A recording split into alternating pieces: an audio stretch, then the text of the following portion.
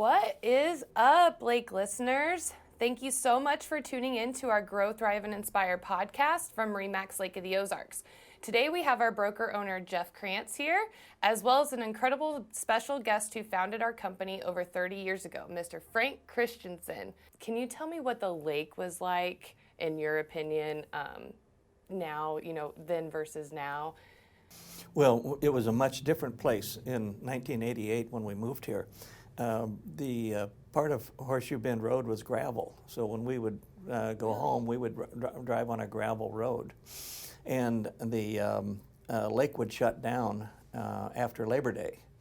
Things would close up, and there weren't any businesses, any restaurants, very, very, very little to do. And I was often told that if you can stand the boredom of the winter and wait till Memorial Day when things start picking up, you'll be okay. Well, then that certainly has changed over the years from a 3-month seasonal resort area to a year-round thriving community that it is today. And so the growth of the lake, the second homes, the condominiums, the shopping facilities that we have, the road infrastructure has made a dramatic difference in the lake today as to what it was back in 1988.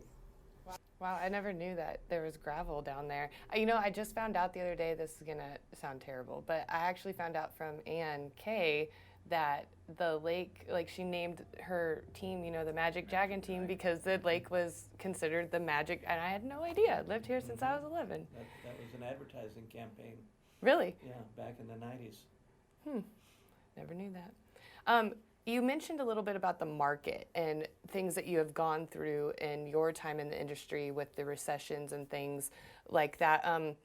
What changes did you kind of have to consider? You mentioned that you were more scared, with that recession compared to what's going on now with COVID. Can you elaborate a little bit more on just the market change in general when you were here? Well, prior to the real estate collapse in 2008 and 9, we always thought that real estate was a safe investment, that you could buy property and not worry about it going down in value. And we learned that changed dramatically, and we saw many, many foreclosures. We saw property values that our customers would call us that we'd sold a house to a couple years earlier for $200,000, and we had to tell them that it was only worth $150 now, and that they could either wait until the market improved or take it for what the market would bear at that time. So there's always changes in the market, and we just have to be ready to understand those, and that we're not responsible for them. It's not my fault that the values went up or down, and all we can do is interpret what's in front of us. Would you give that same advice now? Just of course. staying patient. Oh, of course. We're going to get through this. Yeah, of course. Don't worry. Oh, yeah. This is something different than we've been through in the past, but it will pass. What were some of the things that you were involved in with the community here that you personally were? I'm not 100% sure when the inception was. That sounds terrible. Of the August 2011. Yeah. So it wasn't. What else did you do for our community? I was involved with the planning and zoning in Osage Beach for 6 years. Involved in that. I was president of the Chamber of Commerce for a couple of years when we were trying to build a convention center. Worked with Denny Hilton and a few of the other people in that regard. So I've been pretty active in the community over the years. That's fantastic. I didn't know you were part of the chamber. I love the chamber. They've really grown too with our area. So shout out to the chamber. What would you like to see here at the lake as far as development is concerned?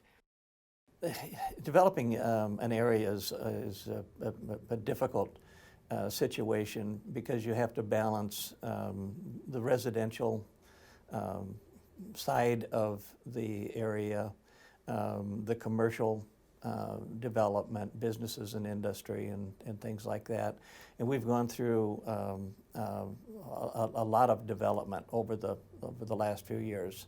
What we need more than anything is affordable housing, and we need some industry that will come in and provide better jobs in the area. And but we also need to understand that there's a shift taking place in the retail marketplace. And you can see that with the Stonecrest Mall, that half of the units are empty, where people have shifted to online sales. And I think that the pandemic that we've experienced is going to push that even further, where we're going to see more online retail sales in the future than we have in the past.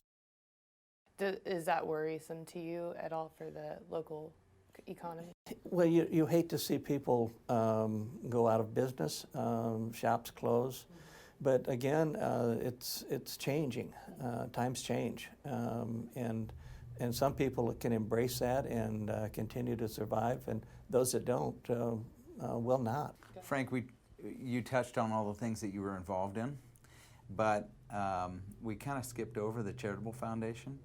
And to date, we're over 350,000. Would you tell the story about how the Charitable Foundation got started? And because I'm personally really proud of that and glad that got started. So I'd like to hear that.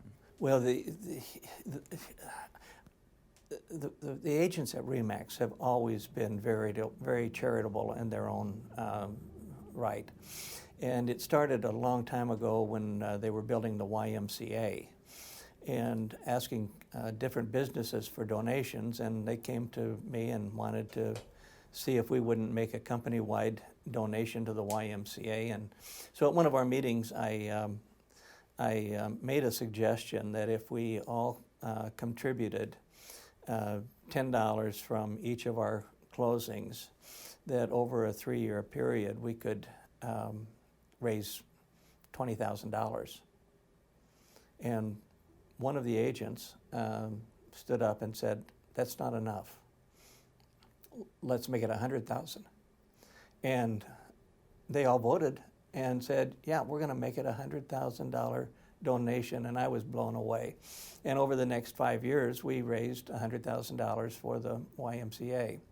Well, that few years passed, and I kept thinking about that, and the company was maturing, and we were constantly being asked by different organizations to donate here, and agents were constantly being asked to make contributions. And I thought, what if we would establish a foundation that we could all chip into through deductions from our commissions, and then have a board of directors that would be elected by the agents that would manage that. And that way we could, when people came and asked us for money, we could say, go to the foundation. You know, our foundation makes those donations on our behalf. And it would save us a lot of decision making individually about which ones we support, because they're all good.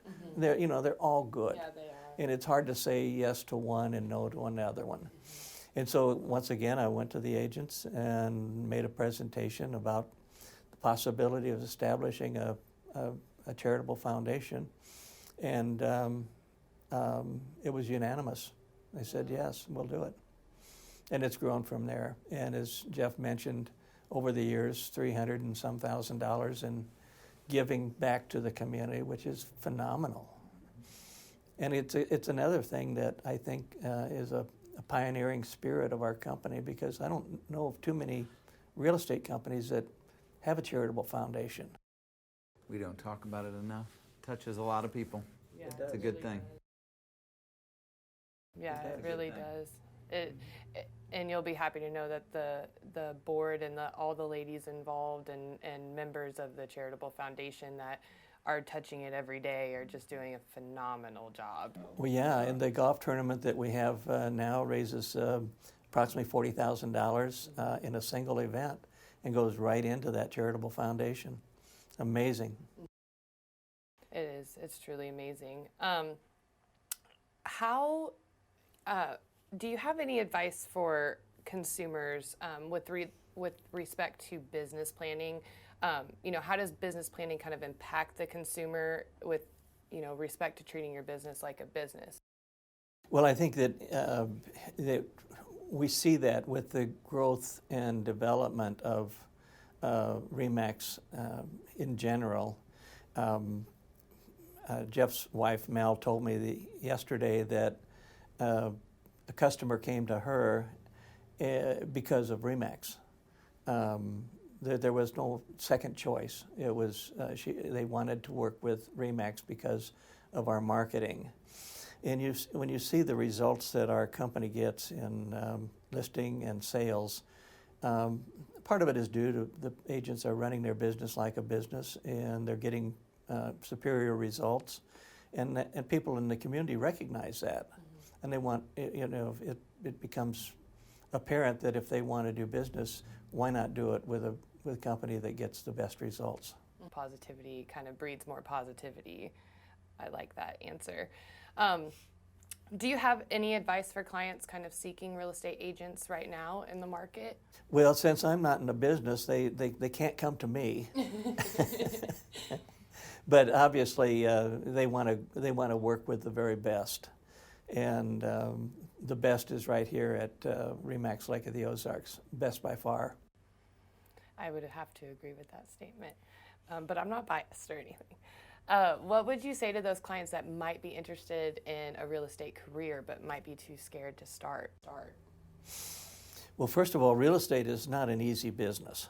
It's a tough business, and we have our primary agents that work their tails off in listing and marketing properties and selling, and they do a phenomenal job.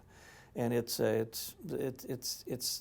not just getting in the car and showing somebody a pretty house and letting them write a contract. There's so much more work to it than that. It's amazing. My granddaughter just recently got into the real estate business, and I had a lot of conversations with her about how to start. And my advice to her was to join a team. And so she's on a team in Blue Springs, Missouri. Has floor closings lined up for this month. She wants to be Rookie of the Year. Good deal. But there are great opportunities in real estate. Get a license, join a company that has great training, and work hard. That's great. Finally, last question. Our mission is grow, thrive, and inspire, as you know. This is something I kind of ask every guest because I love to get the varying answers, but which one do you think you excel in, and which one do you think you could do better with? Well, as a broker, my primary role was to try to inspire people to do the best that they could, to learn more, be better at what they did, and so inspire is something that I would hope that I did better at than some of the other things. Grow was, there was so much to learn. I didn't learn enough. There's so much more that I could have learned about the business, and so I wished I could have spent more time learning and growing. I love that answer. Jeff, I'm posing you the same question. Which one do you think you could excel in? Which one do you think you could do better with? Well, or do you excel in? Oh boy, I think that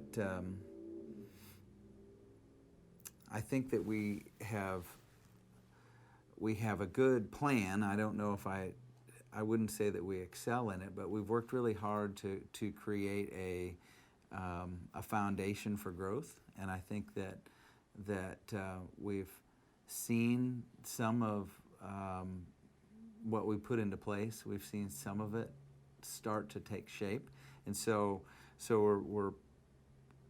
we're seeing some of that growth start, and we're really excited about that. So I think we've got a good plan with that. Constantly working on the other two.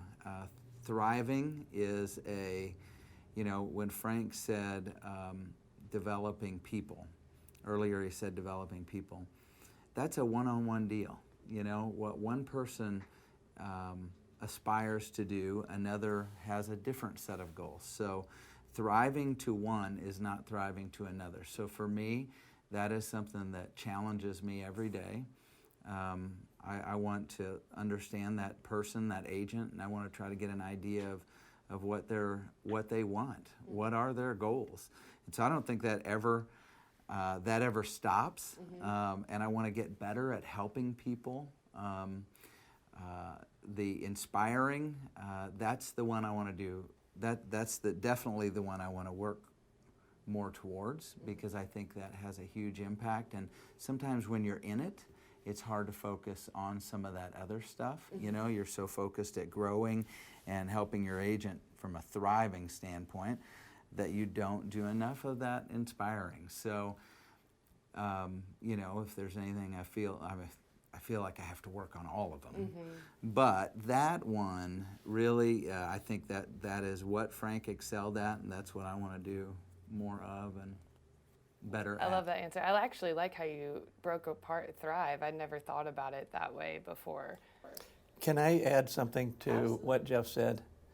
Jeff has an infectious energy that really is so important in an organization.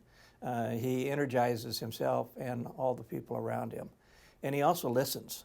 He's a great listener. And so when you sit down with Jeff, you know that he's going to listen hard at what you're saying and be supportive. I agree. He listens to me, so that's all I need it to ask of him.